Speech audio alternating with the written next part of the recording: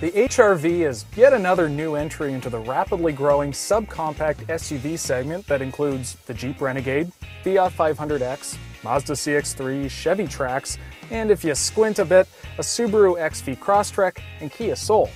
None of those are what we'd call spacious, and neither is the HR-V, at least if you're tall like me. This driver's seat does not adjust enough, I have zero thigh support, and in general, I'm just very uncomfortable.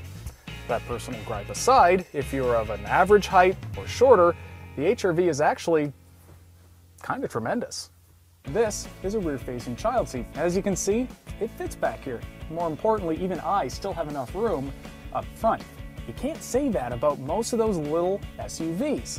And as such, this is actually a pretty good choice for a young mom with baby number 1. Now, if you had baby number 2, I'm not so sure about that because basically no one can still drive if you move that over here. So if you have more than one kid, something bigger like a CR-V is probably going to be a better bet. Now, if only I could show you why. Oh wait, I can. Clearly, there's a lot more room in the back of the CR-V. And importantly, when you turn the child seat around, you're far less likely to be subjected to a preschooler doing the can-can into the back of your seat. There's also a far more comfortable driver's seat and substantially more cargo room.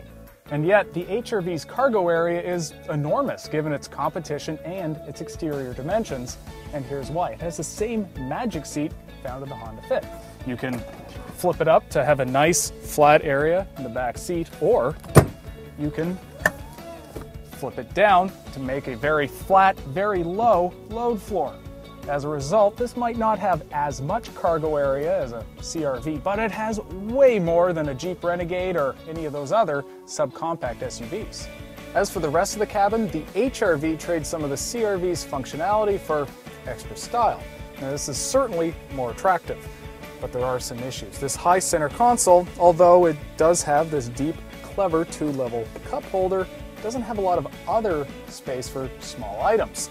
This under armrest bin is pretty small, and then there's this area underneath the center console where all the smartphone jacks are.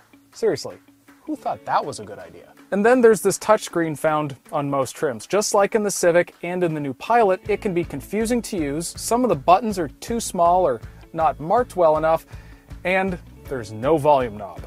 Things aren't much better under the hood. There's only 141 horsepower, and even that's at the top of its rev range with no low-end power to speak of. In other words, it's really slow, and it feels really slow. There's also an awful lot of vibration at idle. Now, you do get best-in-class fuel economy, but it's tied with the CX-3 that's actually the quickest we've tested in the segment. It's also more responsive and fun to drive. So, if you're looking for a small SUV with the most interior space possible, this HR-V is definitely your best bet in the segment. However, there are enough drawbacks here to warrant taking a good long look at all of those rivals. But